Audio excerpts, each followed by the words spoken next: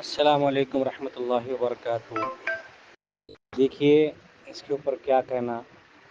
اصل میں بات یہ ہے کہ اگر کوئی مستری یا کوئی گتےدار کام چھوڑ کے چلے جاتا تو دوسرے گتےدار اور مستری کا کام رہتا کہ وہ پہلے گتےدار سے ملیں گا، بھائی کیا ہوا جو ہے، کیوں چھوڑا تو نے کام، کیا سامنے والا پیمنٹ صحیح نہیں دے رہا کیا ہے، یا پھر اس کے کام والے سے جمری نہیں، کچھ نہ کچھ تو بھی گھول مال ہے وہاں پہ۔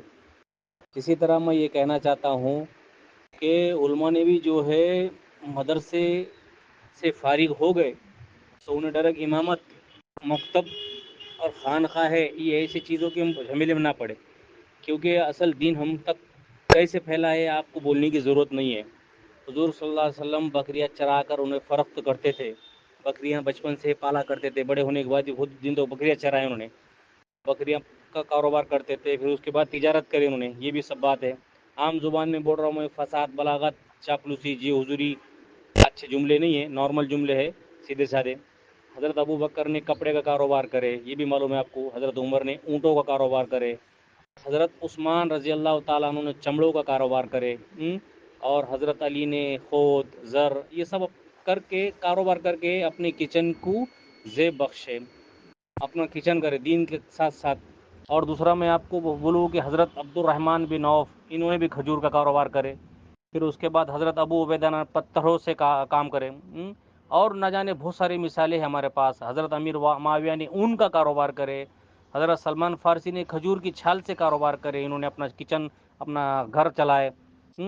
اور اس کے بعد حضرت بلال رضی اللہ تعالیٰ نے جنگل سے لکڑیاں لا کر شہر میں بیچی اور اس سے اپنا گھر چلایا۔ اور اس کے بعد بہت سارے ہیں، بہت ساری مثالیں ہیں، میں دینا نہیں چاہتا، پھر بھی دو چار مثالیں دیتا ہوں تم کو۔ حضرت امام غزالی جو ہے کتابہ لکھتے تھے، ان کی اچھی رائٹنگ تھی۔ اور اس کے بعد حضرت امام بخاری جو ہے ٹوپیاں بناتے تھے، اور امام مسلم جو ہے خوشبو بیچتے تھے، اور کیا بولنا تم کو۔ اور اسی کے ساتھ ساتھ ہمارے اکابر حضرت امام احمد ابن خالد قرطبی نے جبہ فروش کیا۔ آپ زیادہ بولنے کی ضرورت نہیں ہے۔ اسی طرح میں آپ کو بار بار بول رہا ہوں کہ تجارت اور کاروبار میں انٹرسٹ لے، تجارت سے ہی ہماری جو ہے کفالت ہوئی ہے، اس کے ساتھ ساتھ تھوڑا سا وقت نکال کے اپنی زندگی کا دینداری بھی کرائے۔ امامت بھی کرے تو فری میں کرو، تھوڑا بہت ٹائمنگ نکال کے، مکتب بھی پڑھا تو فری میں کرو، لیکن خود کا کاروبار کرو، کیونکہ یہ اکثر و بیشتر نا تحقیق علماؤں کے اوپر حاوی ہو چکے۔ یہ لوگوں کی مثال کیسی معلوم، کیا کرون بھاگلین دیو پوجالا لاگلی، یہ 40-50 سال کے بعد جو ہے تو ان کو دین سمجھ میں آتا ہے، ان کو، یہ لوگوں کو مست اپنے لڑکیوں کی شادی کرتے، لڑکوں کی شادیاں کرتے، بچوں کو پڑھاتے، مست بہترین ہو جاتا، مال مٹا خوب جمع کر دیتے، اس کے بعد حج کر کے آتے، لال داڑھی کرتے، اور تمہارے اوپر ظالم صدر بن کے بیٹھ جاتے۔ اس لیے کسی کی جی حضوری، چاپلوسی بالکل مت کرو۔ جس کو اللہ نے اچھی صلاحیت سے نوازا، جو ہے حق کو حق، غلط کو غلط بولتا، اسی نے امامت، مکتب، مدرسے چلانے کو ہونا۔ باقی جو ہے نارمل صلاحیت کے لوگ جو ہے انہوں نے اپنے کاروبار میں انٹرسٹ لینا۔ دنیا بھر کے کاروبار ہے، گیریج میکینک ہے تمہارے واسطے، ویلڈنگ کا کام ہے، فرشی کا کام ہے، کلر کا کام ہے، وائرنگ کا کام ہے، اے سی کا کام ہے، گیس سلنڈر کی دکان، گیس کی جو دکانیں جو ہوتی نا، گیس چولہا ریپیئر کرنے کی، اس کی دکانیں ہیں، مکسر کی کرنے کی دکانیں ہیں، آٹو رکشہ ہے، کپڑے کی دکان ہے، ارے دنیا بھر کے کاروبار ہے۔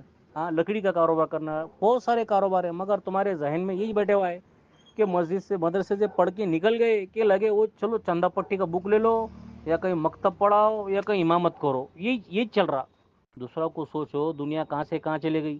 دیش کو آزادی دلائے علماء کرام نے پھانسی دے کے، اور خود کو جکڑ لیے، صدروں کو بوکانڈی بھی بٹا کے، اس جاہل صدروں کو بٹا کے، بوکانڈی بھی بٹا کے، اور تم مظلوم بن گئے۔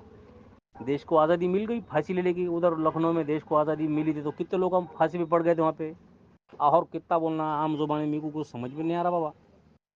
کچھ کاروبار میں انٹرسٹ لو، بالکل جاہلوں کے نعت کو پڑھو مگو تم، کرون بھاگلین دیو پوجالا لاگلی، یہ ایسے لوگ تمہارے اوپر مسلط ہو گئے لے۔ اب ایسے کئی لوگ حج کو جا کے آئے، آپ دیا کسی حاجی نے، آپ آئیں گے دیکھو حاجی، چلو ہمارے امام صاحب کے واسطے ہم نے ایک امامہ لائے، امام صاحب کے واسطے خوشبو لائے، ایسا کچھ نہیں کریں گے کیا؟ آپ یہ جاتے ٹائم میں لسٹ بنا کے چل جاتے، نواسے کو یہ، پوترے کو یہ، بہو کو یہ، بیٹے کو یہ، ایسی یہ گھڑی، وہ چھلا، انگوٹھیا، تسبیح، تعویذیں، پلیتے، یہ سب لسٹ بنا کے چل جاتا، لیکن آنے کے بعد کبھی یہ نہیں بولتا کہ یار ہمارے امام صاحب کے واسطے میں ایک جبہ لوں گا بول کے۔ ہاں یا ایک اچھی جے نماز لوں گا، ایسا کچھ نہیں ہوتا. 10-12 ہزار روپے میں امام صاحب تم گھسو، چلتا چلو، نہیں تو چلے جاؤ دوسرا نیا فارغ ہو کے آیا ہے ہمارا بھانجا، اس کو لگا دیں گے یہاں پہ. ایسا ہو جا رہا. اس لیے کیا کرو، میں معافی چاہتا ہوں، میرے الفاظ بڑے زہریلے ہیں، مگر تجارت میں زیادہ اہمیت دو. تجارت چلو یا نہ چلو، تم کسی کے محتاج نہیں رہتے، کسی غلام نہیں رہتے، لیکن تجارت کے اندر برکت ہے. تجارت جو ہے مارکیٹ میں علماؤں کی سخت ضرورت ہے. مارکیٹ میں دھوکے باز، چاپلوسی، چٹے باز، چھلے چھپاٹے والے، لال داڑیاں کر کے پھرنے والے، علماء کا لباس پہن کے دھوکے دینے والے لوگ بہت آ گئے. اب ضرورت ہے صحیح میں علماؤں کی مارکیٹ میں اترنے کی. علماؤں نے بتانا چاہیے کہ تجارت کیسے کرتے، کاروبار کیسے کرتے.